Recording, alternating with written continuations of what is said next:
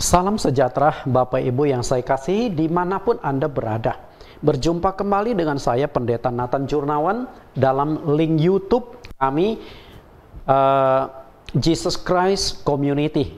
Link YouTube ini khusus untuk membahas khotbah-khotbah ringan dan juga khotbah-khotbah yang untuk live streaming.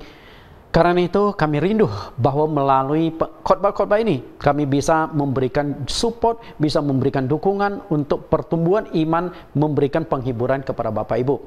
Nah, topik yang akan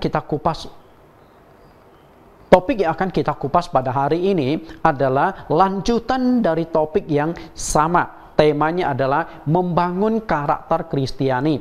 Dari tema membangun karakter Kristiani ini kami bangun lagi menjadi 7 subjudul yang berbeda. Pentingnya pertobatan, menjadi manusia ciptaan baru. Karakter itu meliputi perkataan, perbuatan, pikiran, dilahirkan dari air dan roh, yang berkarakter baik pasti diberkati Tuhan. Ada penghakiman atas karakter manusia, kemudian karakter menentukan keselamatan. Saya sudah memberikan judul pertama sampai judul yang kelima. Bagi Bapak Ibu yang belum sempat menonton 5 judul itu, bisa masuk kembali ke link YouTube kami dan mohon kesediaannya untuk menekan tombol subscribe, like, and share. Tolong dibagikan kalau Bapak Ibu merasa diberkati. Nah, topik yang akan saya kupas hari ini adalah topik yang ke-6, ada penghakiman atas karakter manusia. Jadi jangan main-main dengan karakter ya. Karena karakter ini yang menjadi dasar penghakiman Allah pada akhir zaman nanti. Kita akan kupas pembahasan ini. Hidup manusia di dunia suatu hari pasti berakhir. Siapapun Anda, seberapa hebat pun Anda, seberapa kaya pun Anda, seberapa sehat pun Anda, suatu saat hidup ini pasti berakhir. Kita lihat apa yang dikatakan firman Tuhan, Ibrani 9 ayat yang ke-27. Dan sama seperti manusia ditetapkan untuk mati hanya 1 kali saja, dan sesudah itu dihakimi. Saya kan mengajak Bapak Ibu melihat lebih tajam ayat di dalam Ibrani 9 ayat 27 ini, supaya kita bisa menangkap maknanya. Kita lihat, ditetapkan. Artinya, tidak ada seorang pun yang bisa menghindari yang namanya kematian. Karena kematian itu adalah ketetapan Tuhan. Yang namanya ketetapan Tuhan ini berlaku secara universal, berlaku secara global, tanpa membedakan engkau dari bangsa mana, suku, bahasa mana, tanpa membedakan engkau kaya atau miskin, tanpa membedakan engkau wanita atau pria, tanpa membedakan engkau tua atau muda. Bukan berarti orang muda tidak bisa meninggal, tanpa membedakan siapapun Anda. Artinya kematian yang ditetapkan Allah berlaku universal untuk setiap orang. Anda, saya tidak bisa menghindari kematian tersebut. Nah, kemudian kalimat yang kedua adalah hanya 1 kali. Artinya tidak ada kesempatan yang kedua. Kita semua, kecuali tanda kutip kasus-kasus tertentu, dan itu pun sangat sedikit, manusia diberikan kesempatan hidup yang kedua kalinya. Misalnya Lazarus yang dibangkitkan dari kematian oleh Tuhan Yesus, berarti dia akan mati mengalami 2 kali. Pertama kali dia mati karena sakit, Yesus bangkitkan. Setelah itu pasti mati lagi, dan faktanya memang Lazarus sudah mati. Bahkan kalau Bapak Ibu pergi ke Timur Tengah, Bapak Ibu masih bisa melihat satu situs sejarah di mana kuburnya Lazarus itu berada, dipertahankan, menjadi satu bukti sejarah. Hanya 1 kali, artinya kita hanya diberikan 1 nyawa, tidak ada nyawa cadangan. Banyak organ tubuh kita bisa diganti. Ketika mata rusak bisa cangkok mata. Ketika ginjal rusak bisa cangkok ginjal. Ketika telinga rusak masih bisa diganti. Bahkan jantung yang rusak pun masih bisa cangkok jantung. Betapa hebatnya teknologi kedokteran saat ini. Tapi ada 1 yang tidak bisa digantikan, yaitu nyawa manusia. Jika suatu saat Anda lewat di depan rumah sakit dan Anda melihat ada 1 plang yang ditawarkan di rumah sakit, jual nyawa cadangan, kita boleh tip ayat ini rame-rame. Artinya kan sudah nggak berlaku. Karena manusia ditetapkan mati satu kali. Kalau sudah ada nyawa cadangan, pasti matinya bisa berulang kali. Ketika mati, lalu kita ganti lagi nyawa cadangan, dimasukkan ke dalam tubuh. Nanti saya beli lagi nyawa cadangan kedua. Enak dong orang kaya, nggak mati-mati. Kalau orang miskin mungkin nggak sanggup beli. Karena kalau sudah jual beli nyawa itu pasti mahal harganya. Betul? Firman Tuhan, iya dan amin. Satu nyawa, satu kesempatan. Lalu yang terakhir adalah sesudah itu dihakimi. Kehidupan ini bukan selesai setelah kita meninggal. Setiap orang harus mempertanggungjawabkan kehidupannya di dunia ini. Apapun yang dilakukan manusia harus dipertanggungjawabkan. Karena itulah dilakukanlah penghakiman oleh Tuhan. Kita lihat skema hidup manusia dalam berikut ini. Inilah skema hidup manusia. Siapapun Anda, kaya miskin, hina terhormat, akan melewati sebuah garis ini. Garis ini diawali dengan lahir dan diakhiri dengan mati. Siapapun juga. Nah, di Jerman ada seorang filsuf namanya Martin Heidegger. Dia pernah mengatakan bahwa kelahiran adalah awal perjalanan menuju kematian. Artinya begitu kita dilahirkan, sebenarnya kita sedang melakukan satu perjalanan panjang menuju satu penghujung dari kehidupan, yaitu kematian. Siapa yang pernah lahir ke dunia pasti akan melewati garis perjalanan ini. Tergantung berapa banyak, berapa jumlah umur yang Tuhan berikan kepada kita. Kalau kita umur 10 tahun, artinya perjalanan kita berakhir di usia 10 tahun. 20, 30, kita tidak tahu. Tapi yang menjadi pertanyaan kita adalah setelah kita mati apakah habis perkara? Berdasarkan Ibrani 9 ayat yang ke-27 tadi dikatakan akan ada penghakiman. Akhir dari penghakiman itu kemana? Tidak ada tempat lain. Sebagai orang Kristen, sebagai orang beriman, apapun agamamu, saya yakin hanya ada dua tempat yang akan dituju. Kalau tidak surga, ya neraka. Walaupun di dalam satu kelompok kekristenan mengatakan ada api penyucian, tapi ujung-ujungnya juga surga neraka. Karena kalau betul api penyucian itu ada, itu kan hanya tempat sementara, masa transisi menuju ke surga atau ke neraka. Betul? Ujung-ujungnya hanya dua, surga atau neraka. Yang menjadi persoalan kita adalah, Anda sudah siap menghadapi penghakiman Tuhan? Kalau tidak lolos dalam penghakiman, Anda sudah siap dengan risiko masuk ke neraka? Kalau Anda belum siap menghadapi risiko itu, mari kita lanjutkan pelajaran kita hari ini. Penghakiman. Penghakiman itu menunjukkan pertama, kemahatauan dari Allah. Yang kedua, menunjukkan kemahakuasaan Anda. Dan yang ketiga, menunjukkan keadilan Allah.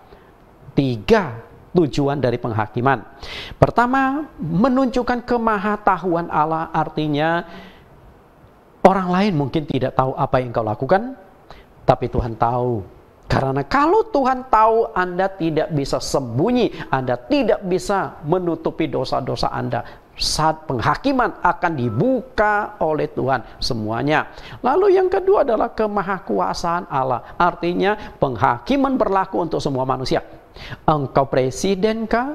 Engkau pejabat negara kah? Engkau kaya kah? Mungkin orang takut kepada Anda, tapi engkau akan menghadapi penghakiman, yaitu Allah yang mengatur, Allah yang menentukan.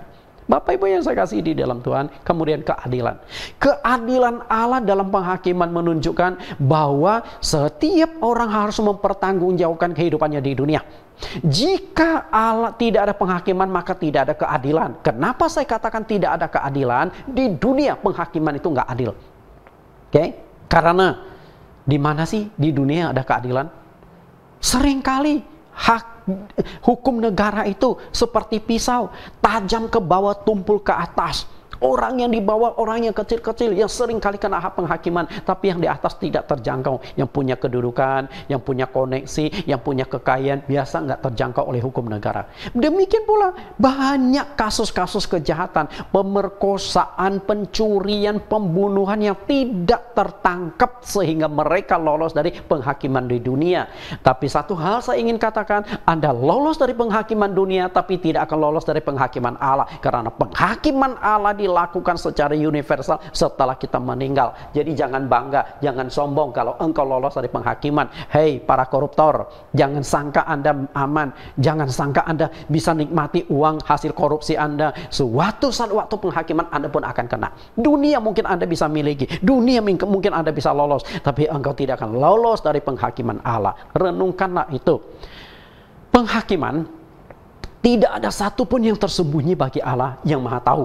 Kita lihat Pengkhotbah pasal 12 ayat 13 sampai 14. Akhir kata dari segala yang didengar ialah takutlah akan Allah dan berpeganglah pada perintah-perintahnya. Karena ini adalah kewajiban setiap orang. Karena Allah akan membawa setiap perbuatan ke pengadilan yang berlaku atas segala sesuatu yang tersembunyi. Entah itu baik, entah itu jahat. Perhatikan kalimat yang saya berikan kelap-kelip di sini. Berlaku atas segala sesuatu yang tersembunyi. Tersembunyi ini artinya orang lain nggak tahu. Jangankan orang lain, keluarga Anda nggak tahu. Apakah Anda tahu? Istrimu, suamimu selingkuh atau enggak? Nggak tahu. Dan ketika mereka lakukan itu, apakah dia akan lapor kepada Anda? Enggak. Ya, kita nggak tahu. Apakah kita jujur? Semua orang tidak tahu, tapi ada dua hal yang tidak bisa dibohongi, diri Anda dan Tuhan, betul? Mungkin nggak Anda membohongi diri Anda? Kalau Anda melakukan dosa, lalu Anda lupa, itu aneh. Kita nggak mungkin lupa, apalagi dosa yang kita lakukan itu kesalahan yang cukup fatal, kita selalu ingat. Dan kalau Anda tahu, pasti Tuhan juga tahu. Nah, entah itu baik, entah itu jahat. Apa yang tersembunyi bagi manusia, tapi tidak tersembunyi bagi Sang Hakim yang Maha Tahu, yaitu Allah. Penghakiman yang baik akan mendapat upah, yang jahat akan mendapatkan hukuman. Itulah tujuan dari penghakiman baik dan jahat. Bukan berarti yang dihakimi itu orang jahat, lalu orang baik nggak dihakimi. Tidak. Kan Pak Salomo sudah katakan berlaku atas segala sesuatu yang tersembunyi, entah itu baik, entah itu jahat. Nah, artinya baik dan jahat itu pasti dihakimi. Lalu yang jahat dihakimi itu kan memang sewajarnya. Yang baik ngapain dihakimi? Karena kita sering kali salah mengenal makna dari penghakiman. Karena selama ini kita hanya terjebak oleh penghakiman di dunia. Penghakiman di dunia itu hanya melakukan penghakiman untuk orang jahat. Enggak ada yang namanya penghakiman untuk orang baik. Enggak ada. Orang baik nggak akan masuk ke hakim, nggak akan ketemu hakim. Tapi di dalam pengadilan Tuhan, penghakiman berlaku untuk orang baik atau perbuatan yang baik. Tujuannya adalah diketok palu dalam penghakiman untuk memberikan besar kecilnya upah, pahala, kemuliaan yang engkau akan terima nanti dalam penghakiman itu. Itulah penghakiman Tuhan. Setelah mati ada penghakiman adalah satu fakta kebenaran Alkitab. Saya yakin ini bukan hanya fakta kebenaran Alkitab, fakta kebenaran yang dipercaya, yang diimani oleh semua agama. Apapun agama engkau, Hindu, Buddha, Islam, Konghucu, ataupun agama kepercayaan-kepercayaan, percaya ada penghakiman, ada pembalasan atas karakter-karakter manusia. Dalam penghakiman itu berarti ada sasaran yang akan dihakimi itu. Penghakiman itu kan mengadili.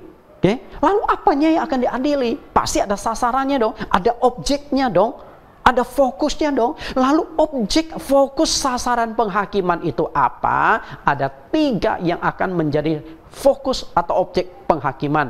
Yang pertama adalah perkataan, yang kedua perbuatan, yang ketiga pikiran. Oke, 3 ini yang akan dihakimi Tuhan. Nah, 3-tiganya itu menunjukkan karakter seseorang. Perkataan adalah karakter, perbuatan adalah karakter, pikiran adalah karakter. Bahkan sebenarnya lebih berperan itu adalah pikiran. Karena dari pikiran itu menghasilkan perkataan, menghasilkan perbuatan. Artinya Tiga-tiganya adalah karakter, dan karakter manusia akan dihakimi Tuhan. Karena itu, hati-hati dengan karakter kita. Jangan main-main dengan karakter kita. Kita coba perbaharui. Makanya saya munculkan topik atau tema membangun karakter Kristiani, supaya karakter kita benar di hadapan Tuhan, sehingga waktu penghakiman kita aman, kita bisa lolos. Kita akan lihat penghakiman atas perkataan manusia. Oke, kita analisa satu demi satu tentang ketiga sasaran penghakiman itu. Kekuatan dari perkataan, jangan sangka bahwa perkataan itu tidak ada kekuatan. Betul? Contoh sederhana, oke? Contoh sederhana, tinggal Anda mau ikuti saya apa tidak. Boleh nggak, tolong Bapak Ibu yang lagi nonton acara saya, angkat tangan Anda. Boleh? Angkat tangan. Ini coba simulasi. Boleh angkat tangan? Oke, saya tahu ada yang angkat tangan. Nah, dari jarak jauh saya bisa angkat tangan Anda hanya dengan mulut saya, betul? Artinya apa? Perkataan itu ada kekuatan. Kalau perkataan tidak ada kekuatan, mungkin tidak perlu dihakimi, karena perkataan ada dampak, ada kekuatan. Kalau dari YouTube ini saya maki-maki Anda, Anda pasti tersinggung. Kalau saya menyanjung Anda pasti senang sekali, betul? Artinya ada kekuatan. Perkataan kita bisa mempengaruhi orang. Nah, perkataan kita hanya dua kemungkinan. Pertama, membangun. Yang kedua, menghancurkan. Membangun atau menghancurkan. Memberkati atau mengutuk. Hanya dua itu. Makanya Yakobus pernah mengatakan, jangan sampai dari satu sumber air mengalir dua. Ada air tawar dan air pahit atau air asin. Tapi dari satu sumber harus mengalir satu jenis air. Sumber air asin mengalirkan asin, sumber air tawar mengalirkan air tawar. Demikian pula mulut kita. Mulut kita itu jangan dipakai untuk mengutuk, jangan pakai untuk memberkati. Hanya ada satu, berkat atau kutuk. Jadi Bapak Ibu, yang namanya mulut kita itu hanya dua kemungkinan, memberkati atau mengutuk, membangun atau menghancurkan. Tergantung. Tapi intinya perkataan kita punya kekuatan. Saya akan berikan satu ilustrasi bahwa perkataan kita punya kekuatan. Satu kali ada serombongan kata-kata keluar dari hutan menuju ke satu tempat. Oke? Nah, kata itu melompat-lompat. Nah, serombongan kata itu ketika keluar dari hutan tanpa mereka sadari, ternyata di depan mereka waktu melompat ada sebuah sumur tua. Sebagian bisa lewati sumur itu, tapi saat melompat ada kurang lebih 10 ekor kata atau kodok ini tidak berhasil melewati sumur kosong ini. Mereka tidak tahu. Sumur ini kosong, walaupun kosong, tapi ada sedikit lumpur di sana. Nah, waktu dia terjeblos kurang lebih 10 ekor kata ini, dan mereka tentu ingin melanjutkan perjalanan mereka. Lalu mereka mulai lompat sekuat tenaga, berulang kali lompat. Nah, teman-teman mereka yang berhasil lolos dari atas memberikan kode, udah nggak usah lompat lagi, karena melihat yang 10 ekor kata yang ada di dalam sumur ini berusaha meloloskan diri, berusaha keluar, karena mereka ingin juga bersama dengan kata-kata yang lolos ini pindah ke satu tempat yang lebih baik. Berulang kali lompat, jatuh, lompat, tidak sanggup. Sehingga teman dari atas itu berkata, udah jangan buang tenagamu, udah nggak usah lompat lagi, percuma, udahlah, kalian tetap di sana saja, kami akan melanjutkan perjalanan, kami tidak bisa menunggu engkau lompat terus, sampai kapan kami akan tunggu. Oke? Nah, akhirnya dari belasan ekor kata itu satu demi satu menyerah, satu demi satu menyerah. Setelah itu satu lagi kata ternyata tidak mau menyerah. Dia lompat terus, oke? Lompat, dan akhirnya dia berhasil keluar dari sumur, berhasil lompat keluar. Sedangkan yang lain sudah lemas, tak berdaya, nggak bisa keluar. Nah, akhirnya setelah sampai ke atas, kata-kata yang lain itu berkata, untuk apa kamu lompat-lompat? Tadi kami sudah kasih tahu, percuma engkau lompat, nggak akan sanggup. Kenapa engkau masih memaksakan diri? Lalu rupanya kata yang diajak bicara itu, kata itu tulik dia. Oke? Telinganya tulik. Sehingga dari atas dia memandang, dia pikir teman-temannya tuh kasih support. Ayo terus lompat. Yang dia lihat itu di matanya. Telinganya kan nggak bisa dengar. Artinya apa? Kekuatan telinga itu kekuatan perkataan itu luar biasa. Untung dia tulik, sehingga nggak terpengaruh perkataan negatif dari teman-teman di atas. Sedangkan yang lain, kesepuluhan ekor kata ini, karena dia mendengar jelas percuma, dan mereka juga sudah mencoba, memang percuma, tidak berhasil keluar. Tapi bersyukurlah si kata yang tuli ini berhasil keluar, karena dia tangkap signal. Seakan-akan temannya kasih support, ayo terus, ayo terus. Ini artinya perkataan kita itu ada kekuatan. Kita lihat Matius 12 ayat 36-37. Tetapi aku berkata kepadamu, setiap kata sia-sia yang diucapkan orang harus dipertanggungjawabkan pada hari penghakiman. Karena menurut ucapanmu engkau akan dibenarkan, dan menurut ucapanmu pula engkau akan dihukum. Ada beberapa kata yang ingin saya tegaskan di sini. Pertama, dipertanggungjawabkan. Maksudnya adalah ada penghakiman. Apapun yang kita ucapkan harus kita pertanggungjawabkan ke hadapan Tuhan. Lalu menurut ucapanmu, artinya apapun yang keluar dari mulut kita diperhitungkan, baik atau jahat, positif atau negatif, membangun atau menghancurkan, mengutuk atau memberkati. Apapun yang kita ucapkan akan dipertanggungjawabkan waktu penghakiman. Inilah penghakiman atas perkataan. Jadi jangan main-main dengan perkataan. Coba lihat kalimat yang selanjutnya. Setiap kata sia-sia. Kata sia-sia ini belum tentu kata itu menyakiti orang, juga nggak mungkin memberkati orang. Artinya ini hanya kongko-kongko, ini hanya ngerumpi. Ternyata apa yang kita rumpikan pun dipertanggungjawabkan oleh Tuhan loh. Kata sia-sia dipertanggungjawabkan. Kalau kata sia-sia saja harus dipertanggungjawabkan, apalagi kata-katamu menyakiti orang, melukai orang, lebih lagi harus dipertanggungjawabkan. Karena itu jangan main dengan lidah, karena ujung dari lidah itu adalah api neraka. Lidah walaupun kecil punya dampak yang sangat besar. Lidah itu harus benar-benar kita kendalikan, kita jinakkan. Yang kedua adalah penghakiman atas perbuatan. Tadi kita sudah membahas bahwa perkataan kita akan dihakimi. Sekarang yang akan kita kupas adalah perbuatan kita pun akan dihakimi. Kita lihat 1 Petrus 1 ayat 15-17. Tetapi hendaklah kamu menjadi kudus di dalam seluruh kehidupan hidupmu, sama seperti Dia yang kudus, yang telah memanggil kamu.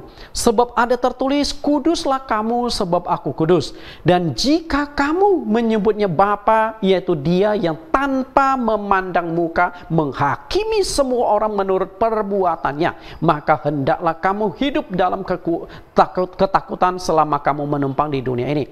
Perhatikan kalimat yang saya cetak warna merah dan di garis bawah, tanpa memandang muka. Artinya Allah tidak membedakan siapapun, suku, bangsa, bahasa. Allah tidak membedakan engkau kaya, miskin, engkau perempuan atau laki-laki, tidak dibedakan. Dia akan menghakimi menurut perbuatan kita. Artinya perbuatan itu akan menjadi objek atau menjadi sasaran dalam penghakiman. Nah, ketika perbuatan dihakimi itu hanya dua kemungkinan, perbuatan baik ataupun jahat. Dua-duanya akan dihakimi. Perbuatan baik, penghakiman menghasilkan pahala. Perbuatan jahat, penghakiman mendatangkan hukuman. Kita akan lihat Injil Matius pasal 10 ayat 41-42. Barang siapa menyambut seorang nabi sebagai nabi, ia akan menerima upah nabi. Dan barang siapa menyambut seorang benar sebagai orang benar, ia akan menerima upah orang benar. Dan barang siapa memberi air sejuk secangkir kepada salah satu seorang yang kecil ini karena ia muridku, aku berkata kepadamu, sesungguhnya ia tidak akan kehilangan upah daripadanya. Perhatikan apa yang ditekankan di sini. Kalau di sini kelihatan sisi positifnya, oke? Menerima upah. Artinya, jika perbuatan kita baik, pasti kita akan diberikan upah sesuai dengan perbuatan baik itu. Menerima upah orang benar. Jika kita berbuat baik kepada orang benar dan orang benar ini diberkati Tuhan, kita akan diberkati Tuhan. Jika orang benar ini dapat pahala, kita juga akan dapatkan pahala. Air sejuk secangkir, Bapak Ibu. Nah, jika air sejuk satu cangkir pun Tuhan perhitungkan, padahal berapa sih nilai air sejuk segelas? Nggak sampai 500 rupiah. Katakanlah 1000 rupiah.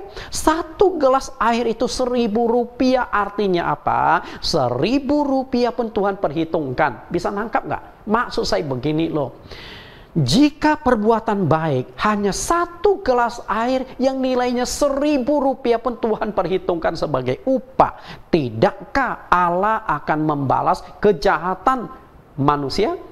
Jika satu gelas air yang 1000 rupiah diperhitungkan, berarti kejahatan manusia sekecil apapun itu akan menjadi perhitungan juga. Ini kita melihat dari sudut pandang berubahnya. Jangan mengatakan kasih-kasih.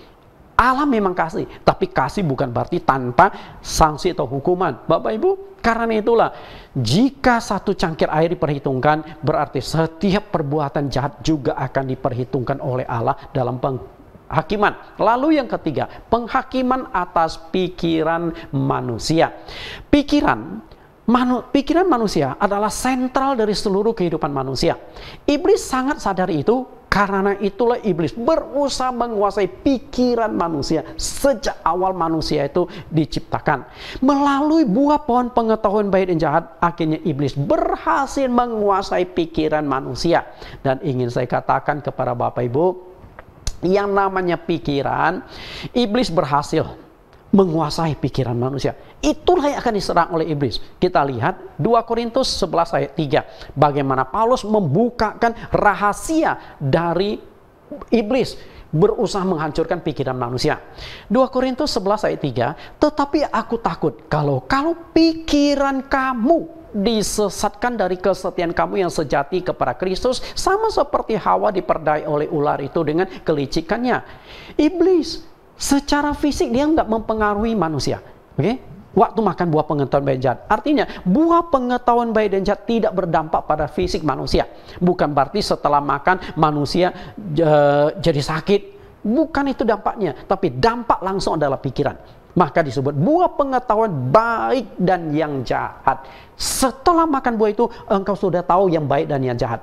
Sebelumnya tidak ada pikiran negatif dalam Adam dan Hawa. Tapi setelah makan buah itu sudah ada pikiran positif dan negatif. Kenapa manusia baru pertama kali tahu pasangannya telanjang setelah makan buah itu? Pada sebelum makan buah itu mereka tuh sudah telanjang, okay? Tapi nggak merasa malu, nggak ada negatif. Tapi begitu makan buah itu, Adam melihat Hawa telanjang, Hawa melihat Adam telanjang, lalu malu cepat-cepat mencari daun untuk menutupi aurat mereka, lalu pakailah daun pohon ara. Jadi pikiran ini, kalau pikiran itu bisa dipengaruhi iblis, tentu pikiran juga bisa dihakimi oleh Tuhan. Kita lihat Matius 15 ayat 18-19. Tetapi apa yang keluar dari mulut berasal dari hati. Dan itulah yang menajiskan orang. Karena dari hati timbul segala pikiran jahat.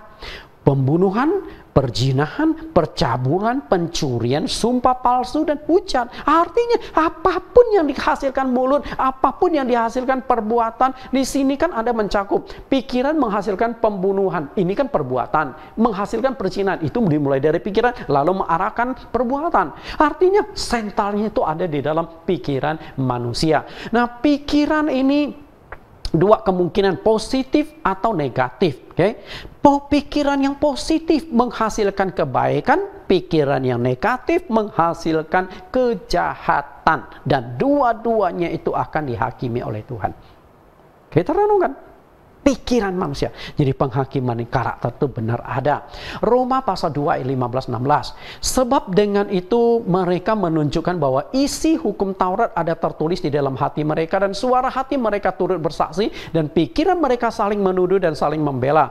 Hal itu akan nampak pada hari bila mana Allah sesuai dengan janji yang kuberitakan akan menghakimi segala sesuatu yang tersembunyi dalam hati manusia oleh Kristus Yesus. Perhatikan, pikiran mereka saling menuduh dan saling membela.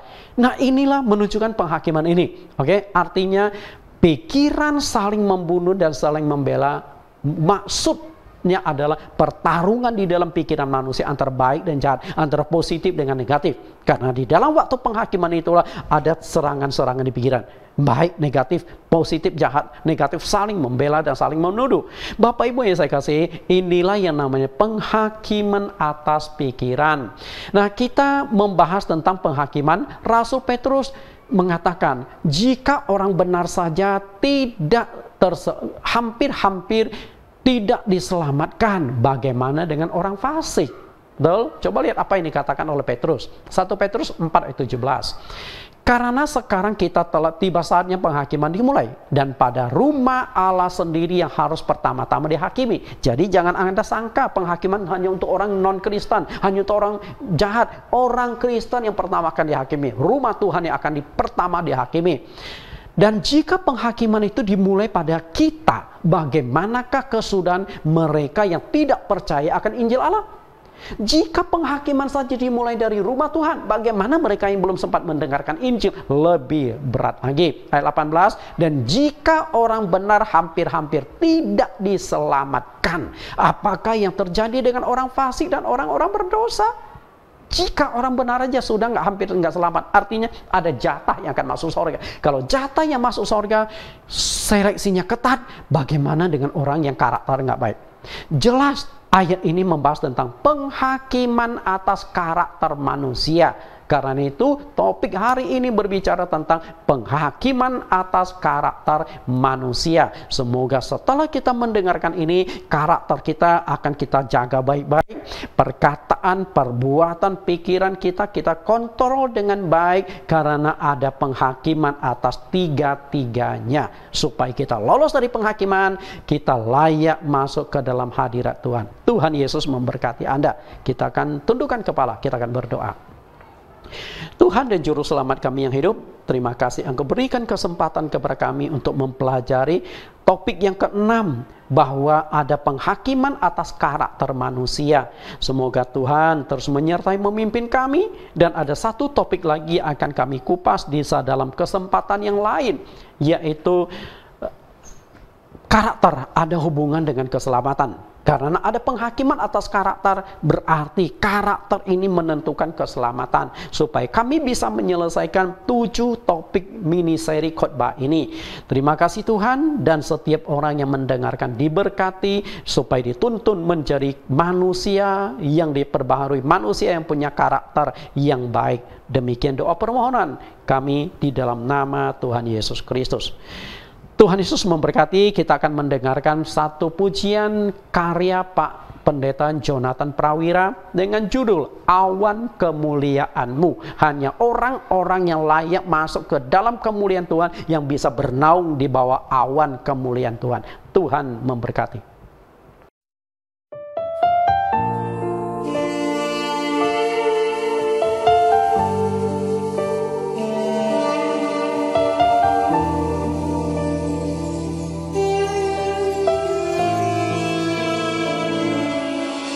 Tuhan, siapakah yang boleh menumpang dalam kemah-Mu? Siapakah yang boleh diam di gunung-Mu yang kudus?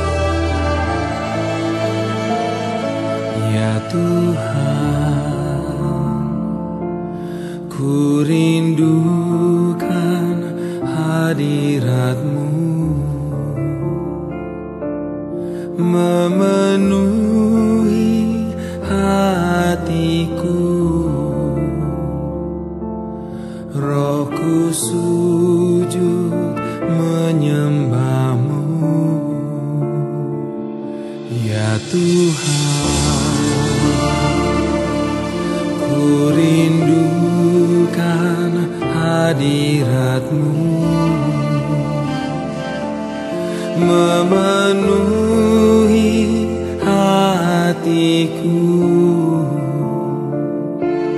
Rohku sujud menyembah-Mu. Biar awan kemuliaan-Mu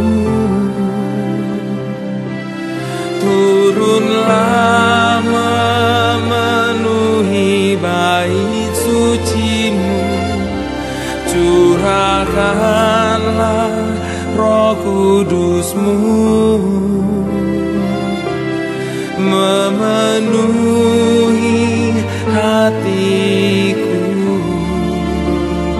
Biar awan kemuliaan-Mu turunlah memenuhi bait